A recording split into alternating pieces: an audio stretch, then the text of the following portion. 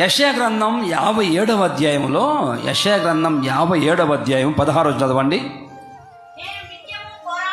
అదిగో, నేను నిత్యము పోరాడువాడను కాను, ఎల్లప్పుడూ నేను కోపించేవాడిని కాదు.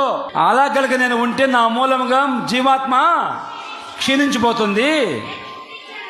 నేను పుట్టించిన నరులు ఏమవుతారమ్మా? నరుల యొక్క జీవాత్మ క్షీణించిపోతుంది. నరులు ఏమవుతారంట?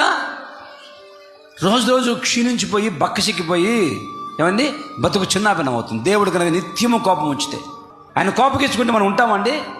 ఆ దారిలో వెళ్తా ఉన్నాడు, దారిలో వెళ్తా ఆ చెట్టు దగ్గరికి వెళ్ళాడు. చెట్టు దగ్గరికి యేసుప్రభువుకి ఆకలిగా ఉంది. ఆ చెట్టు దగ్గరికి వెళ్ళి చూస్తే చెట్టులో పళ్ళు లేవు, అంజూర పండ్లు లేవు. ఎందుకు ఈ చెట్టు అనవసరంగా బతికి, ఒక పండు కూడా లేదు ఆకలి తెచ్చడానికి అని జస్ట్ కొంచెం బాధపడి కోపడేసరికి చెట్టు ఎండిపోయింది. చెట్టు కూకటి వెళ్తే సహా ఎండిపోయింది. మళ్ళీ ఆ దారి వచ్చి చూస్తుంటే, ఆ దారిలో వచ్చేటప్పుడు చెట్టు ఎండిపోయిందండి.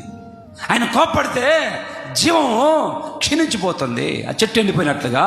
కొన్నిసార్లు కోపడతాడు దేవుడు మనం చేసే కార్యక్రమాలను బట్టి, నువ్వు చేసే కొన్ని పొరపాట్లు బట్టి. అందుకే ప్రభు అంటాడు, ఇదిగో ఇంతకాలం మీరు నాకు కోపం పుట్టించారు, బాధ కలిగించారు, నేను మిమ్మల్ని బట్టి కొంచెం బాధపడ్డాను, విముఖుడైపోయాను. నేను మీరు చేసిన పొరపాట్లు, మీరు చేసిన కార్యక్రమాలు, మీరు మాట్లాడిన మాటలు నా కోపం పుట్టించాయి. అయితే మీరు ఇప్పుడు కనుక నా వైపు తిరుగుతారా?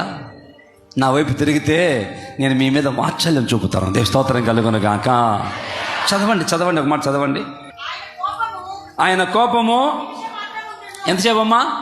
ఆయన కోపం అంట నిమిషమేనంట అండి, ఒక్క 60 సెకండ్లు అండి. మళ్ళీ మన దేవుడు ఏం చేస్తారంటండి? మళ్ళీ మనల్ని నిత్యమైన కృపతో వాత్సల్యం చూపుతారట. దేవ స్తోత్రం కలుగును గాక.